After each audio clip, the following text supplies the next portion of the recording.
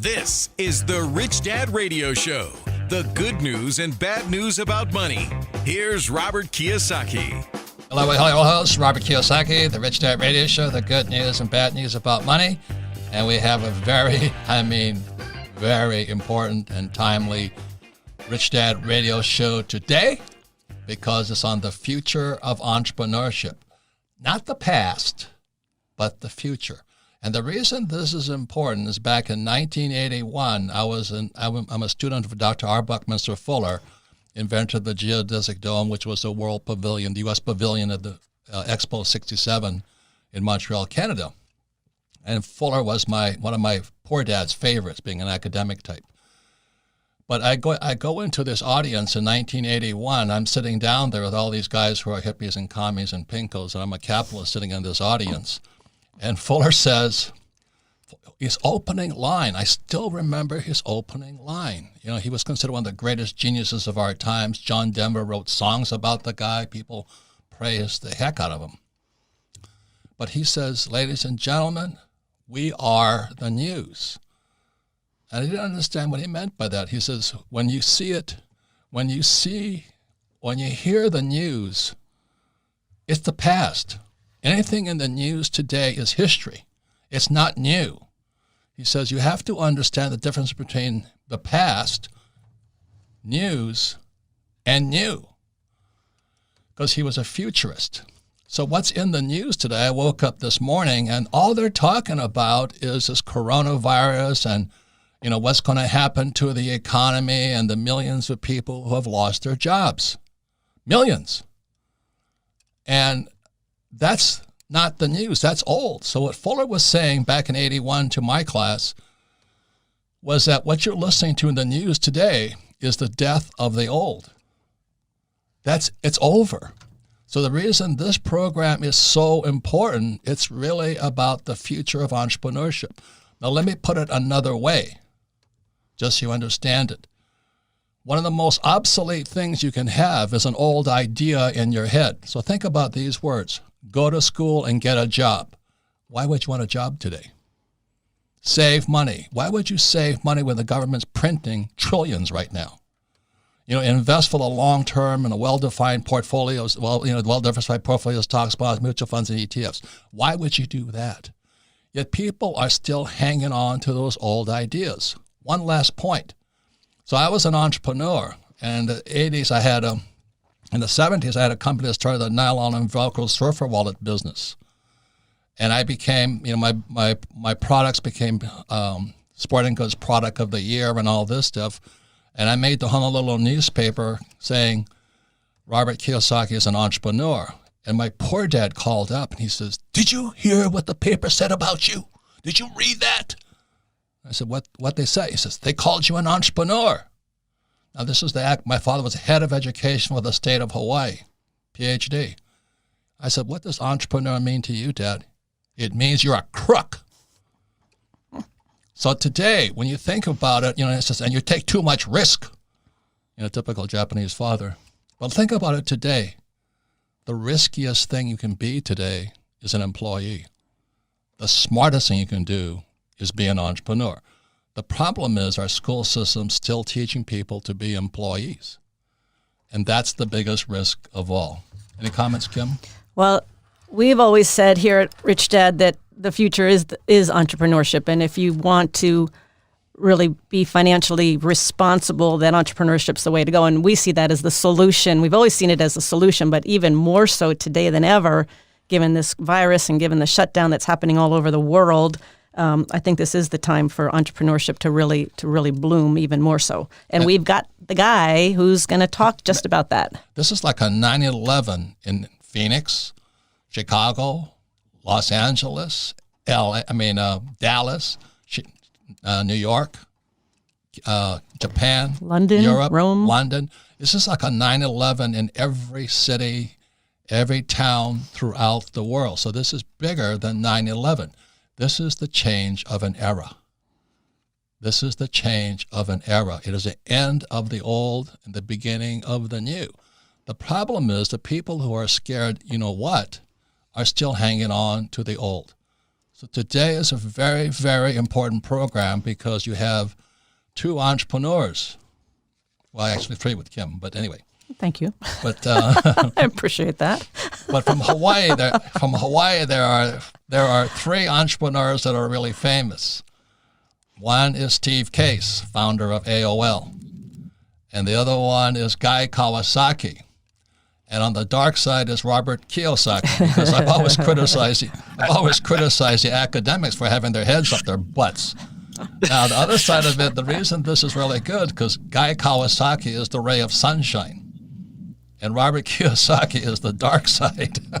So you'll get both points of view. So they're both valuable, because this is the worst of times if you're an employee looking for job security.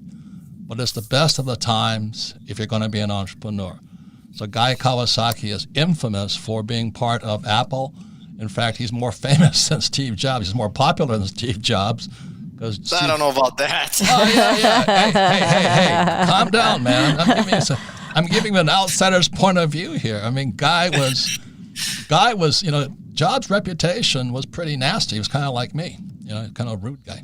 But Guy was always the ray of sunshine. He was positive. He was the brand leader. They called him the chief evangelist. The chief evangelist of Apple. And I'm on the dark side with Rich Dad, Poor Dad. But they both have their points. But the point is, ladies and gentlemen, get rid of the idea of being an employee. In the next show, we're going to have Tom Wheelwright coming on talking about how medical doctors have to fire themselves and their staff because of this coronavirus, because they're doing such non-essential surgeries such as boob jobs and facelifts. They have to get That's another show. They have to get rid of people. That's another show. So all these high-paid surgical nurses and all that, they're losing their jobs. They did the right thing. So what we're saying here, ladies and gentlemen, this is the news. What's in the news today is old. The fact that we have coronavirus and the whole economy is collapsing right now all over the world is old. I've been saying this for years. It's not been nice being Chicken Little. The sky is falling, the sky is falling. Well, the sky fell, so it's not the news. So today's program is very important. It's about why it's important to be the entrepreneur, but what is the future. So welcome to the program here. The reason I chose Guy is because he and I are kind of interchangeable. They say, are you Guy Are you Guy Kawasaki? I said, no. I'm much better looking.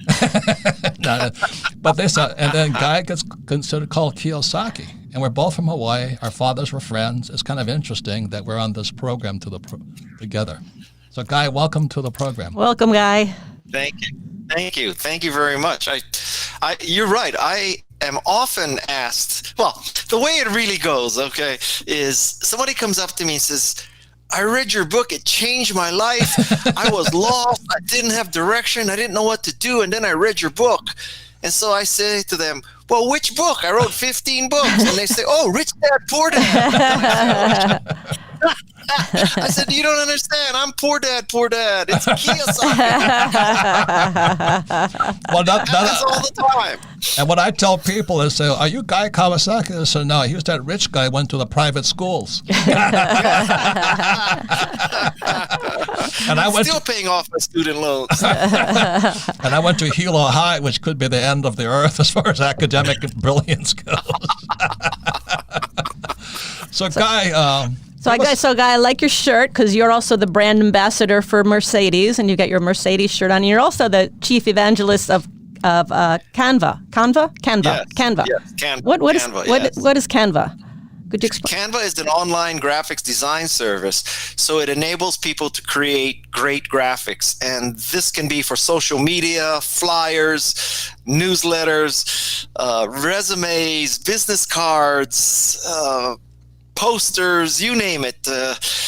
Canva has literally made, we make about 3 or 4 million graphics per day for people around the world. Wow. So yeah, this is called Guy's Golden Touch. So Guy's Golden Touch is not whatever I touch turns to gold. Guy's Golden Touch is whatever's gold Guy touches. So I like that. Canva has been extremely successful. Not fantastic. because of me, but that's just a secret between the three of us. Like, congratulations. I highly commend you, Guy, because you are the ray of sunshine, and I'm Darth Vader. What? So, why are you so negative? I'm not negative, because you have to, as Fuller says, you have to have both. You see the dark side, because when you see the dark, you see the light. So I saw this coming. I mean, how many years, Kim? I've been, many years. Chicken Little. We didn't know it was going to come in this form as a virus, as a global virus, but yeah. Yeah, but it is the change. The biggest thing, Guy, is that it is the change of an age. We've shifted from industrial age to information age, and it really is the age of the entrepreneur. Because everybody's sitting at home right now. I mean, there goes a commercial office building business. There goes home loans are going to get blown apart, and everything's coming apart right now. But the good news is, how'd you like to be WeWork right now? Oh my goodness, no kidding. Jeez, how many square feet of office space do they rent? Whew. Yeah. So Guy, they're going to pay you. Yeah. So Guy, you've always been in the future. You've always been the positive, the shining force out there. And we're talking about the future of business. But before we get into that, can you give us a little background how you evolved from this rich kid in Hawaii to go to Stanford and live at Apple? Okay. First of all, let's just bust that. I was born and raised in Kalihi Valley. Oh my God! And for those people who are not sufficiently familiar with Hawaii, Kalihi Valley is a very, very tough part of Hawaii. You don't look Samoan. You don't look Samoan or Tongan. It was Samoan, Hawaiian, Chinese, Japanese, Filipino, you name it. But it was not Scottsdale, Arizona. Touche. I went to a public elementary school, and one of the people who literally changed the course of my life was an elementary school teacher who told my parents that I had too much potential and get me out of the public school system and put me into a private school that was a prep school for college. And if she had not convinced my parents to do that, and if my parents had not made the sacrifices to make that possible, I would be cleaning Robert's house in Hawaii right now. So kudos to that elementary school teacher. So I listen, I was born and raised in Hawaii. I went to Iolani. That's the school that Robert and Barack Obama could not get into. And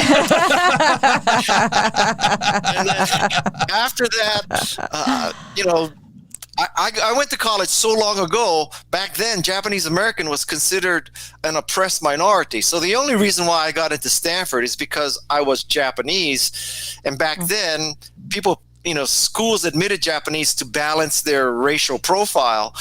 So I went to Stanford, and then I went to law school for a couple of weeks. I hated it. I dropped out. I went and got an MBA from UCLA. And while I was at UCLA, I started, believe it or not, working for a jewelry manufacturer, counting diamonds. Ooh. I stayed in the diamond business for about 5 years. And then because of nepotism, someone that I went to school with at Stanford hired me into Apple in the Mac division, and the rest is history. I was Macintosh's software evangelist. And then I became an entrepreneur. I returned to Apple. Then I left Apple again. And now I am chief evangelist of Canva, Mercedes brand ambassador, podcaster, and, father. Well, congratulations. And author of many, many, many books. You came out with the book Wise Guy last year. What is Wise Guy? I love the title, Wise Guy. So, Wise Guy, it's kind of like chicken soup for the soul, where it's filled with stories that have wisdom and lessons behind it. Chicken soup for the soul is contributed. I mean, many, many people have sent their stories. Wise Guy is just my stories. And it talks about growing up in Hawaii, getting robbed twice in Hawaii, all those kind of stories, and how they formed my character. It's not a autobiography or a memoir, because quite frankly, I haven't been that successful. A memoir is for Nelson Mandela and Mother Teresa, not Guy Kawasaki. So it's just a collection of stories of my life that I think have lessons for people.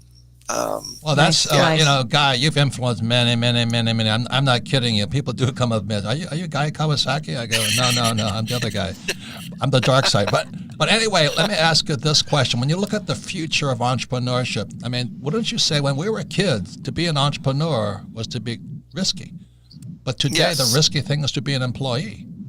Yeah, well, back then, I'm talking about I was in high school and college in the 70s and 80s, especially if you're Asian American, your parents wanted you to be a doctor, lawyer, or dentist, right? That was the big three. And all those guys went to Iolani. That's what happened. Yeah. and this is before Apple and before Steve Jobs. And so people wanted, a nice, steady job. And if you weren't doctor, lawyer, or dentist in Hawaii, then you worked in the tourist business or retailing. Thank God for people like Steve Case who busted that stereotype. Right. And then, for me, if you graduate from Hilo High, you could drive cane trucks and work for the pineapple industry, which I did both because that's all we could do. Yes. So anyway, really congratulations. By the way, your father was Duke Kawasaki, right? Yes, he was. And he and my dad were good friends. I didn't realize that after I talked to you about that. Yeah. We have a good lineage, at least, on that end. So, but anyway, when we talk, we're now. Wouldn't you say, Guy? We're now officially, as bad as it looks. Right now there's a book by Jared Diamond called Collapse, which I've read because I'm the dark side. When does an empire shift? And we're in the middle of it right now, and people are going backwards and forward. But I see the future so bright. I've been pessimistic, but I was preparing for the brightness.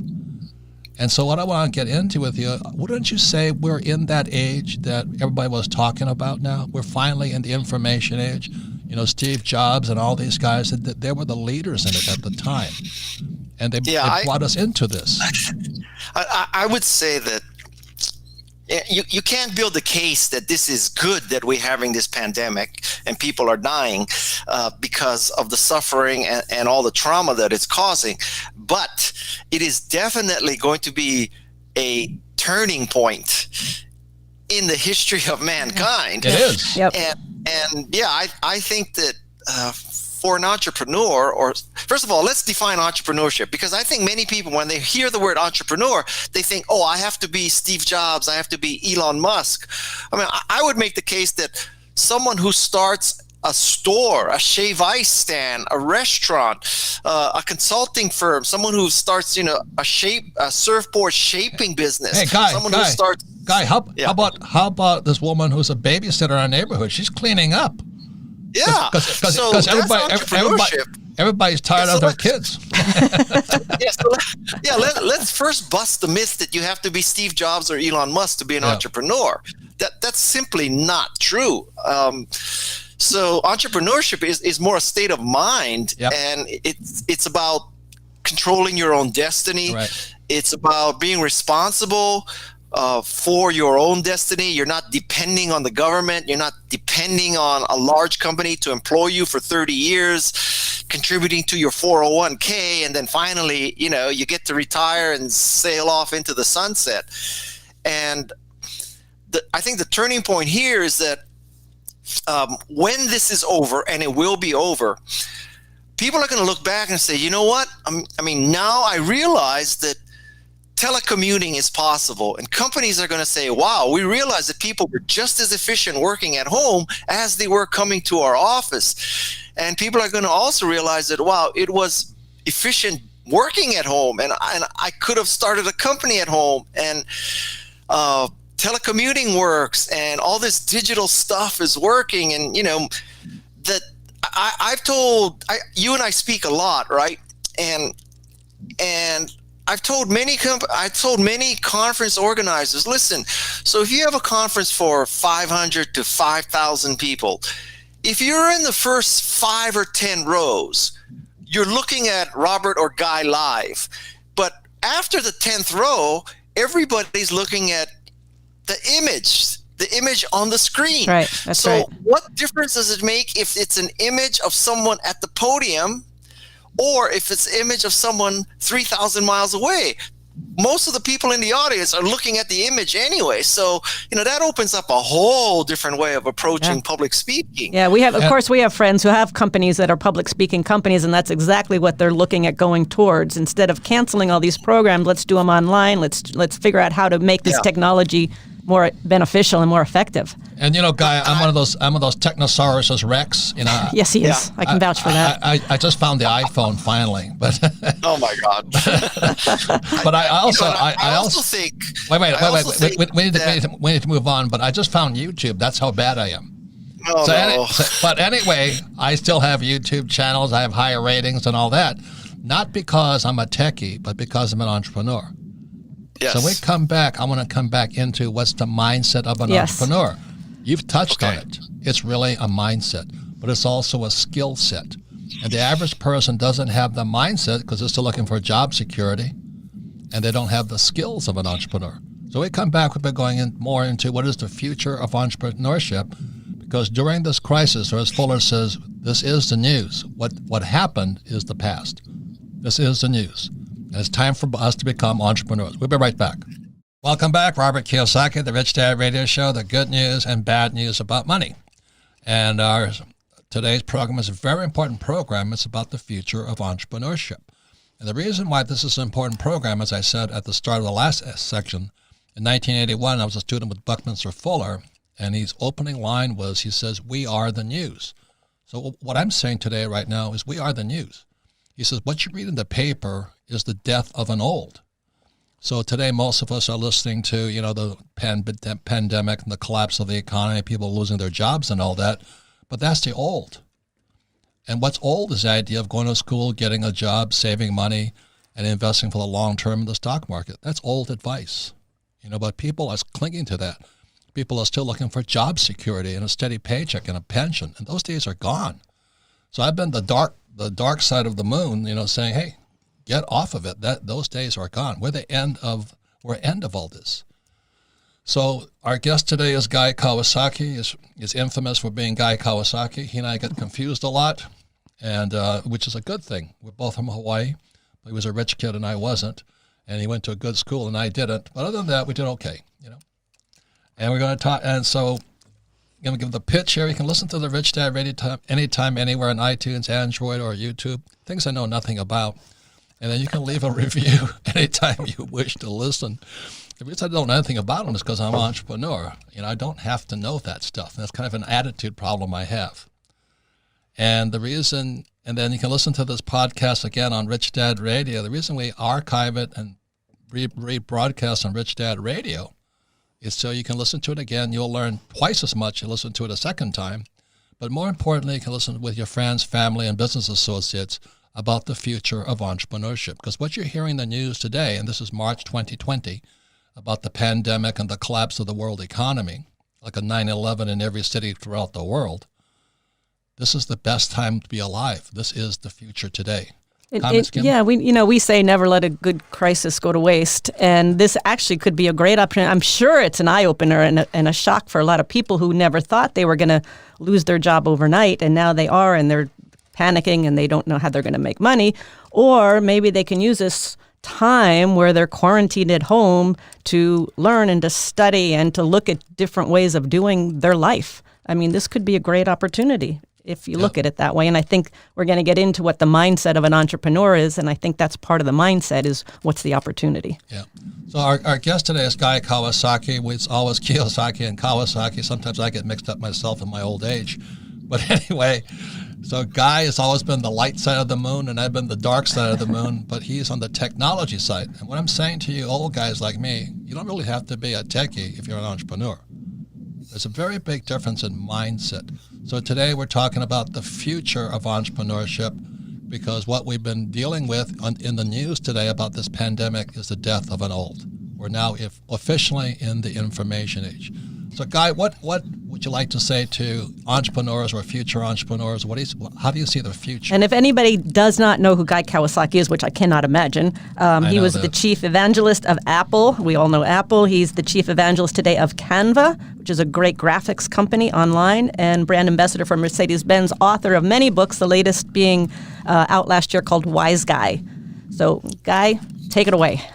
Yeah. So first of all, let's get one immediate priority straight. It is to be healthy and to be safe. So this is about social distancing and washing your hands and all that kind of stuff. Because Robert and I, we can talk about the future of entrepreneurship and all that, but there's no future if you're dead. So Good point. take care of yourself, first of all.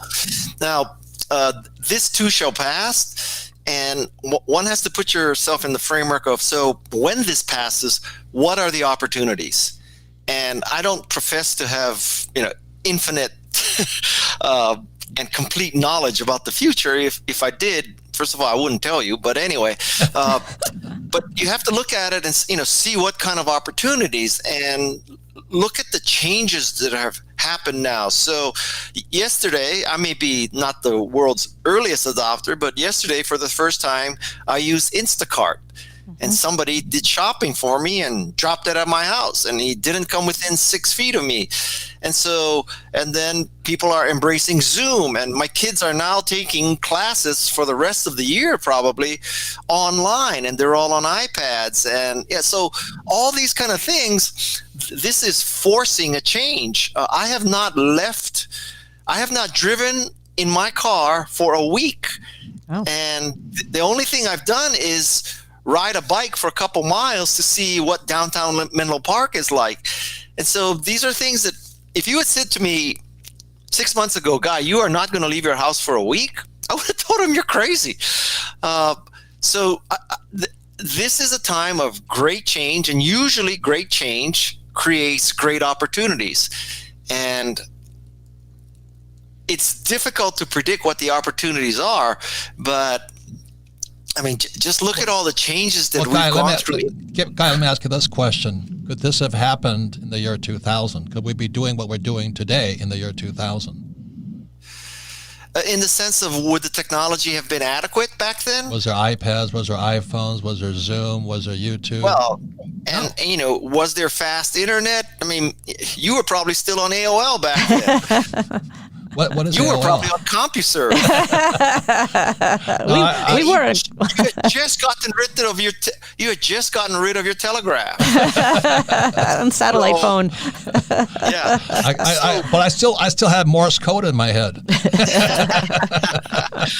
So I mean, if this had happened back then. Now, on the other hand, if this had happened back then, maybe there wouldn't have been so much travel and interconnection, and maybe the United States would not have been as dependent on manufacturing in China. So it's not all bad news.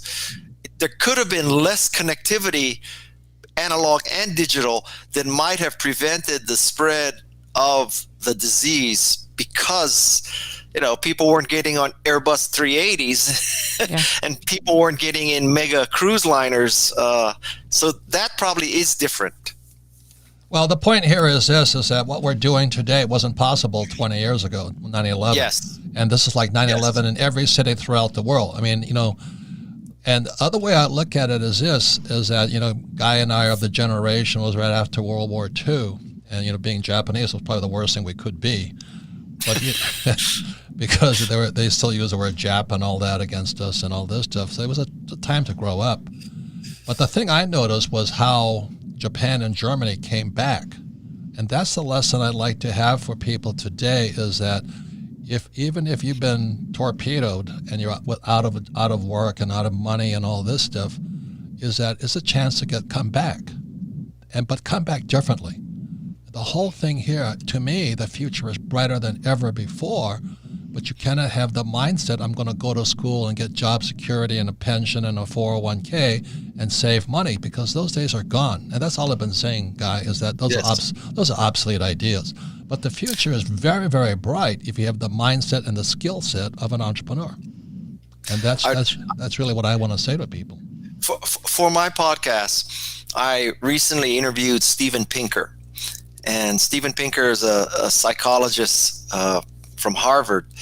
And he said, if you really step back and look at the human condition right now, we are in the best time ever. Yep.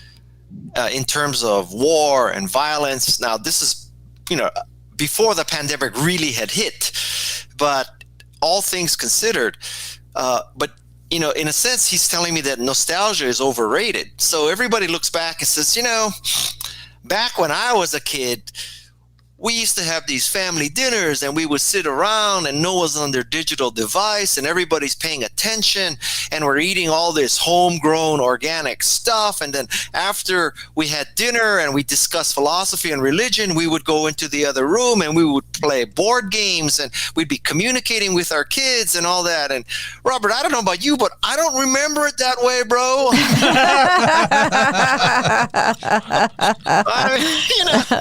It was like, wow, once in a while we had spaghetti or stew, and that was a big freaking deal, man. Nostalgia is overrated. But anyway, so what are you doing? I mean, how are you optimistic about the future? Well, you're actually in it right now. An optimistic person, but aren't you already in it right now? You're already there with Canva and all that stuff. But I've been in Canva for 6 years, so I think that when we look back, how would you like to be Instapress? I'm sorry. You know what I mean? You're already in. Your mindset's already in the information age. You're already an entrepreneur in the information age. Yeah, that may just be in DNA, or maybe I hung around Steve Jobs enough. I have. You know how people say they reinvented themselves as if that's a really conscious decision? For me, it was totally unconscious. So I started in the hardware and software business of personal computers, and then there was the internet, and then there was the smart devices, and then there was social media, and now I'm trying to reinvent myself as a podcaster because I think you've written books and I've written books. I think podcasting is the new publishing. So if somebody were to say to me today, I want to write a book, I would tell you, don't write a book, because for me anyway, writing a book, it takes a year, and then your publisher takes a year, and you get one advance, and that's the only payment you'll ever get. And once you finish the book, after a year, you turn it into your publisher and it's frozen. It's done. You're never going to revise that book again. Whereas podcasting and radio shows, every week is a different thing. And every week you can sell advertising. Although I've told myself this 14 times before, I'm never going to write another book. Well, let me ask you this, Guy. Let me ask you this. So somebody's sitting at home right now. They've lost their job. They realize how dependent they were on this job and job security, and they're starting to think differently. What would you say to them? Oh, okay. First of all, I would think about the health, your health. Secondly, in the short run, it's going to be a very difficult time, right? So I read someplace that, on average, Americans have like $500 in savings. They have like less than a month of expenses. Right. They have less than a month of money to pay for expenses. And so this is going to be a difficult time. And I don't think we should underplay the fact that, it's not all hunky-dory, kumbaya. Well, entrepreneurship never has been. Yeah. So one of it is just pure survival for a while, but then, you will survive. And then, what do you do? And I think you need a conscious plan to say that, okay, so I cannot depend on a large company to carry me through. Well, if you work for a large company, how about a 401k? How about a pension? How about Medicare? How about Medicare? Yeah. So I think, and I mean this in a positive sense, that you have to look out for number one. You cannot depend on the government or a large company to take care of you. And it's about efficacy and independence. So now don't misinterpret what I'm saying. I'm not saying that you should not go work for a large company. I mean, if Google hires you and gives you the world's greatest job, man, for the short term, take the job. But then know that could end at any moment. Yeah. So, save your money. Do moonlight on the side, develop other skills while somebody else is paying for your living expenses, and hedge your bets, because this too can end. Amen. And just 2 months ago, we couldn't find workers. we do a lot of construction work and all that. Yeah. All of these construction guys, they had so many jobs and all this. They're prima donnas. Well, now even just driving into work today, there's parking lots full of people looking for work. They're just hanging out, waiting to get picked up and to find day work. And that's what I'm saying. That disappeared. That was gone years ago. But the point that I'm a professional investor is what I do. The markets crash. They come down like, they say the bull goes up the stairs and the bear goes out the window. The bear just went out. The bear just went out the window. Big time. And people are still looking for jobs. And I think that's really what I'm doing my best to say to people is question. But you know what? Question what your mommy and daddy taught you. Go to school, get a job, save money, and invest for the long term in a well-diversified portfolio of stocks, bonds, mutual funds, and count on a government pension. That was my dad. And that's why he was poor. PhD. I think there's a myth that the path to success in life is a straight and narrowly defined path, right? So you go to the right school, you get the right job, and all that. And I would say that if you look at most successful people, it's a very jagged path. Guy Kawasaki, he goes to law school and drops out after 2 weeks. He starts counting diamonds, and from counting diamonds, he goes to Apple, and from Apple, he goes to a software company, and software company, he goes to another software. I mean, I've had a very jagged path, and none of it was planned. So we need to bust the myth that, you're going to sit there and you're going to plan your life. I mean, I'm not saying you should be rudderless, but to think that you're just going to plot this path and it's going to be straight and narrow and easy, that is just not going to happen. Well, given this coronavirus, it's such a game changer. Nobody could have predicted it. If you said, here's my 5-year plan, and then this happens tomorrow, the plan changed. I think for many listeners of your podcast, of your radio show, and I don't know what you've said about the stock market, but I think that for most people, you should not be dependent upon optimism or pessimism based on the Dow Jones Industrial Average, because that's such an artificial number that doesn't necessarily bear any reality to your life. Those people in the parking lot that are looking for a job, if the Dow magically became 26,000 tomorrow, they would still be looking for jobs. That's right? That's right. And, Amen. And on the other hand, if the Dow went from 26,000 to 19,000, but you are someone in a job that is still necessary, still important, you don't care that the DJIA went down. And so you have to not let external numbers make you crazy. Yeah, I never understood how they pegged the economy to the Dow Jones average. I never understood that, because it doesn't have anything to do with what's happening in the day-to-day economy. Not at all. Exactly to your point. If you think about it, one of the reasons why many of those stocks went up is because many of them used money to buy back shares, so that the price of their per share went up. And then okay, so how did that, what did that have to do with anybody's life or productivity? It had nothing to do with it. It was buyback, right? So I often tell people that, people look at macro numbers and they make themselves crazy. So in my business, in tech and venture capital, there are entrepreneurs who say, okay, so year over year, venture capital is up 10%. It's a great time to be an entrepreneur. The opposite also happens. They say year over year, venture capital investment is down 10%. So they go into this deep funk because they look at the macro number. And I tell people, don't look at the big number. If the venture capital business is booming, but you can't get an investment, you suck. And if the venture capital business is retrenching, if venture capital investment is down 20%, but you raised the $1 million you need, who the hell cares about the macro number? It's just worry about yourself. So I think entrepreneur boils down to a very simple thing, which is you got to make something and you got to sell it.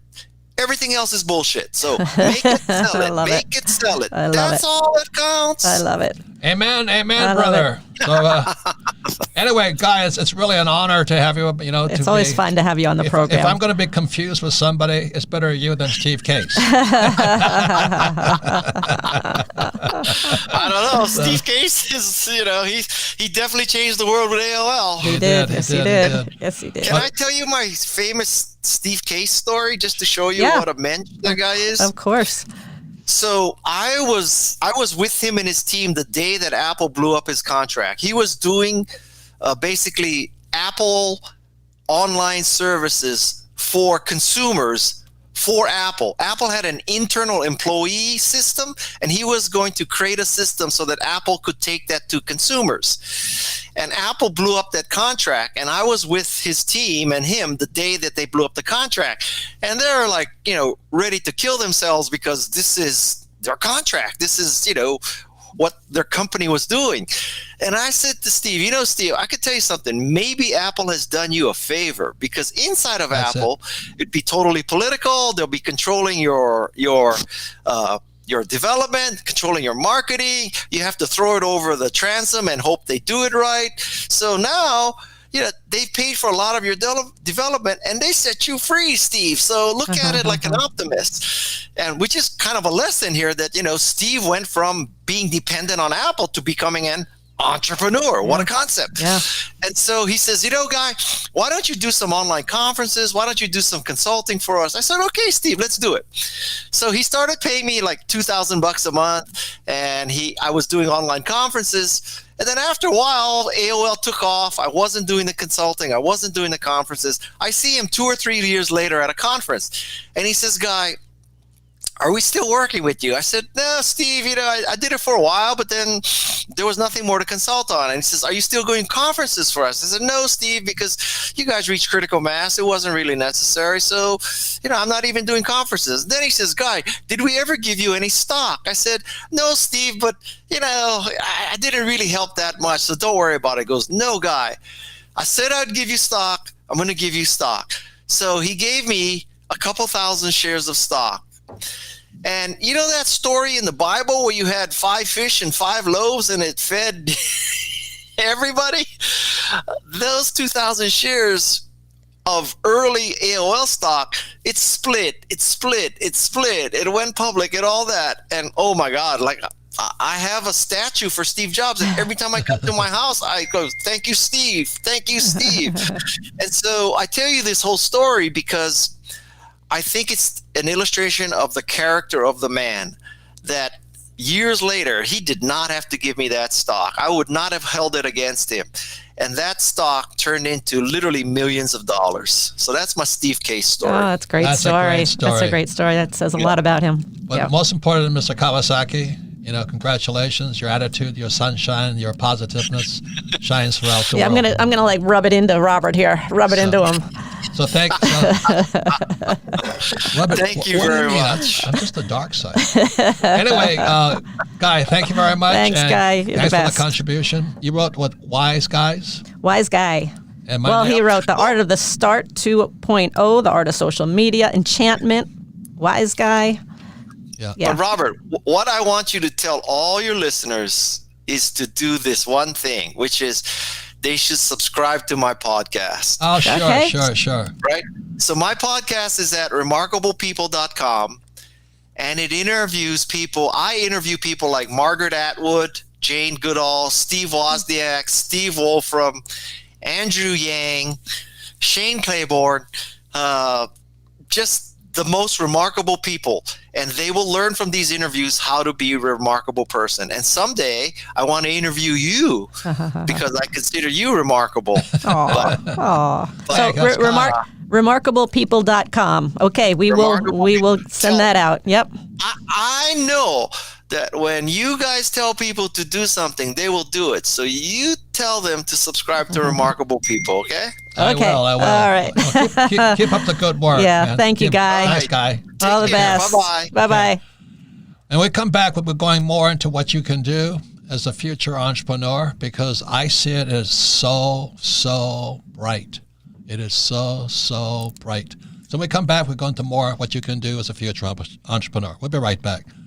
Welcome back, Robert Kiyosaki, the Rich Dad Radio Show, the good news and bad news about money. I want to thank Guy Kawasaki, like people keep getting mixed up, Kawasaki and Kiyosaki, but it's very proud of the guy. I mean, he's a fantastic entrepreneur. He's the evangelist for rays of sunshine and hope, and I'm on the dark side. I'm Darth Vader of this whole world, but you actually need both. You know, as Bucky Fuller says, unity is plural at minimum too. So you have light and you have dark. And that's the power actually comes from the dark. That's what I found out. And that's actually being realistic. Yeah. I mean, it's being realistic. You can't just you just can't have just optimism, and you can't just have pessimism, but you got to have that balance. I look at this crash as the best thing because we're prepared for it. But anyway, you can listen to the Rich Dad Radio program anytime, anywhere on iTunes, Android, and YouTube, and leave us a comment when you listen to this program. And you can listen. Our programs are archived at richdadradio.com. We archive them so you can listen to it again, because you listen to it twice, you'll learn twice as much, but also you can share with friends, family members, and business associates, because this is not an ordinary time. As I said earlier, what's in the news today is the death of the old. This pandemic, which is March 2020, is old. It was coming. I mean, I hate to say I told you so, but I told you it was coming. And now if you didn't prepare for it, well, I can't do much for it. And we didn't know it was going to come as a virus. We thought there was other factors that were going to drive this, but now we're here one way or another. Nazim Taleb calls it the black swan. There's always these black swan events. 9/11 was a black swan event. We didn't prepare for it, but we knew something was coming. But the biggest point here is this. This is an evolutionary change. This is a transformational change. And so Guy Kawasaki is perfect because he is really in the tech world. And you can ask anybody in my company. I'm a Technosaurus Rex. I know nothing, but it doesn't stop me from being an entrepreneur, because entrepreneur is a mindset and a skill set, but mostly a mindset. So all of you out there looking for the next job, you're a dinosaur, because the future of jobs is finished. Because what we're talking about now is everybody needs to be an entrepreneur. Even if you have a job, still be an entrepreneur. Still, somebody calls it a side hustle. Do something else. Join a network marketing company. Join people who are being positive and moving forward. But if you're hanging out with your depressed old friends who are clinging to job security and a pension, you better find some new friends, is what I'm saying, because they're going to pollute your brain and your spirit. That's the big part. So this news is old. It was coming for years. I think it's a hoax personally.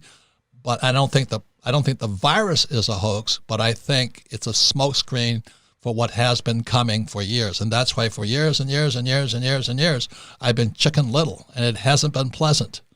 And thank God some people come up to me and said, I'm glad I listened to you. But many of my friends are saying I should have listened to you. Well, I'm saying that's the past. Let's move on. Any comments, Kim? Well, that is true, because we have had many people come up and say, thank you for what you've been teaching, because now I have a business or I have investments and I'm going to be okay through this whole thing. Unfortunately, a lot of people are not. And if you're right now, you've just lost your job and you're trying to figure out how to make ends meet at the end of the month, this could be an opportunity to start thinking differently. Look at your life differently. What else can you do? As Guy was saying, where's the opportunity that once we come out of this, what's the opportunity? Now, if you're stuck home with your kids and all, maybe this is the chance to learn something new. But the opportunity sits in your hand. It's your cell phone or your iPad or your computer. Everything is right there.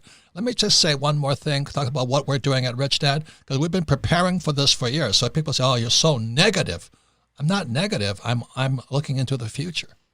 So right now, I had a long phone call with my friend, meeting yesterday with Blair Singer, Rich Dad advisor on sales. I said, Blair's a little worried. I said, look, Blair, they need your skill set more than ever before. Just start putting it out there. Mm-hmm. I talked to another woman, Trina Maduro, and she teaches people how to shop online and get paid for it. I said, they need your skill set more than ever before. They're already in the market. They just don't know how to market it. And Andy Tanner teaching people how to make cash flow from stocks. I mean, people need that education. Right. But the biggest thing, there's more opportunity. But it's what gets you in trouble is the old ideas in your head. Yes. Go to school, get a job, save money. Why saving money is bad? It's because they're printing trillions of it. Wake up. Wake up. 80% of the world debt is measured in U.S. dollars. That's why the dollar is so strong, makes gold weak. But if you don't study this stuff, I don't know where the heck you're at. So this is the biggest opportunity. The thing I said to Mona this morning is, see, Amazon is the big Megillah. They run the world right now. So I asked Mona one question. I said, how can we take on Amazon?